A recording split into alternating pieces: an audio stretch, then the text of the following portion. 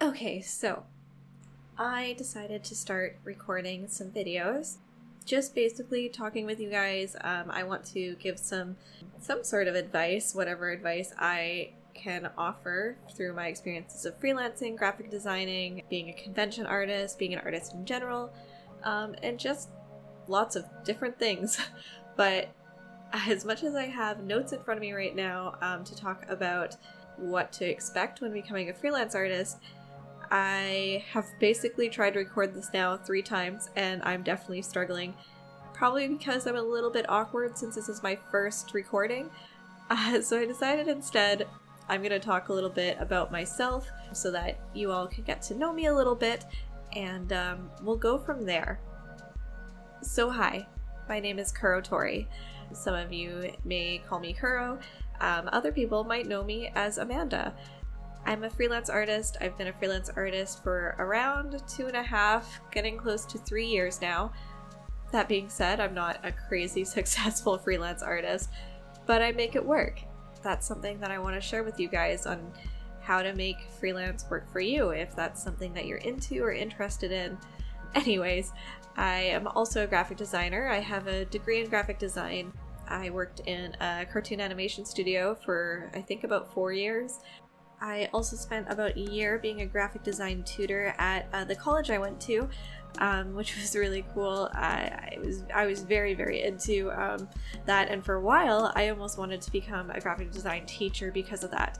Quickly though, I realized that that wasn't really exactly my forte, but it was definitely something I very much enjoyed. Otherwise, I worked in tons of different retail. I worked at some artist shops, but yeah, that's enough about that, I think. Let's talk about freelance a little bit. One of the biggest things that I really wanted to talk about is just the struggle of becoming a freelance artist much earlier than I was ready to.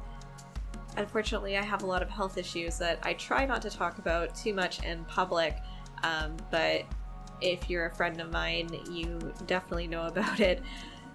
And unfortunately, those health issues did lead to becoming a freelance artist way before I was initially ready.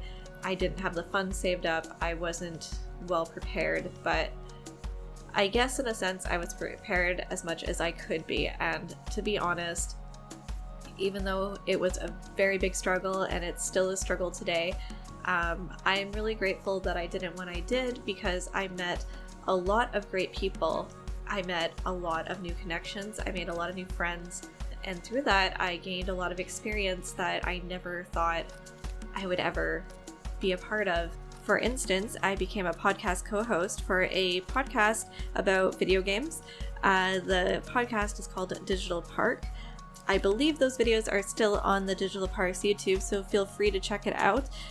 Through that podcast, I met one of my best friends, Eggshell, or you might know him as Greg. He still posts videos on Digital Park. He's also an amazing creator, so I would really recommend checking him out. It's because of Egg and that podcast that I really gained a lot of confidence in myself and really was able to push forward in what I wanted to do with my life and in my freelancing career. Anyway, those podcast experiences, they wouldn't have happened if I didn't become a freelance artist when I did. As much as it sucked that I had to force myself into it earlier than I wanted to because of freelance, it kind of all lined up really well for me, meeting Greg and starting this podcast and gaining more confidence in myself and what I want to do with my life. There were lots of bumps and turns along the way, but I'm very happy with where I'm at. But I guess if I do want to give any sort of advice today, it would be really to just make sure you're prepared. Make sure you're ready to freelance before you jump into it. One of the main things that I really focused on trying to be ready for was savings, because I knew jumping into it that freelance wasn't something that you're going to automatically just make a lot of money. It could be years before you make any money at all being a freelance artist. So I was trying to save for that. I didn't get to save nearly as much as I wanted to, but there are other things that I really should have paid attention to, or realized, I guess, about becoming a freelance artist For example, marketing yourself, branding yourself. Thankfully, because I do have a background in graphic design and marketing for a cartoon animation studio, I did have some knowledge in it, but I still wasn't as comfortable as I should have been, especially with the marketing aspect, and even more so with social media. Social media is something I struggle with even to this day. I am really awkward on social media. I have a really hard time promoting myself or engaging with others on platforms like Twitter. I get very confused with Instagram and its algorithm. I can't even, if you go to my Instagram, I post like maybe once a year, to be honest. I really should get more into it, but I'm really bad at it.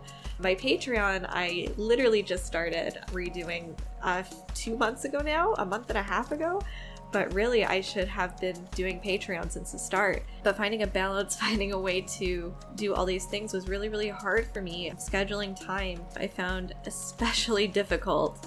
I got into the mindset that because I was now my own boss, now that I was a freelancer, I could sleep in and start working whenever I want. I could take whatever days off I want. If a friend calls me up and is like, hey, you want to hang out? I could be like, yeah, no problem. I'm my own boss. I can work later. But the problem with that mindset is that when you do that, then you continuously say, I'm my own boss, I can do it later. Or at least that was the case for me. I became extremely lazy with it. I slept in a lot. I wasn't sticking to a schedule, especially this year. And I'll get into that more in another video. But really what I'm trying to get to, what I'm trying to say is that it can be really good to start working in a studio or working in an environment that's similar to what you want with your life. Don't be your own boss at the start. Don't become a freelancer when you first start. And don't think that just because you're working for someone else at this time means that you're giving up or that you'll never get there. You will get there. You just have to do your best and try every day. That is so important to know. And also, I mean, some of you might just jump into freelance right away. I mean, you do you. Do it however works for you. My advice obviously isn't going to work for everyone. This is just something that I wish I thought about a lot more. Because when I did work at the animation studio, I slowly started to think that I was falling into a time where I was going to give up on freelance and this was now my career, and I was very sad. I wasn't happy about it. I wanted to pursue my dreams, which was making webcomics and being a freelance artist and making illustrations for games and stuff like that. And I felt like it just never was going to happen for me. And as much as like some of the things that I worked on in the animation studio, some of the shows I worked on were absolutely amazing and really inspiring and very exciting to share with people, there was still that thought in the back of my head that this is it. This is where I am and this is where I will be for the rest of my life. And it was depressing, which, you know, you think it wouldn't be because it was a really great career. It was a really great situation. I was making an amazing amount of money, but I was just sad because I felt like I was giving up on my dream. And again, I did end up leaving my animation studio job a lot earlier than I wanted to, or I should have, but I'm really happy I did because it's led me to where I am now. And I may not be the most successful freelancer right now. It's something that I'm still learning and growing into every day. It's something that I'm developing every day, and it's exciting. There are obviously ups and downs of being a freelancer. There are obviously ups and downs about being your own boss. But I'm really happy I'm here right now, and I'm excited to be making these videos, talking with all of you. And I guess that's what these videos are about. I want to be able to share my experiences, my knowledge, and any tips I can with all of you, and just generally talk to you guys.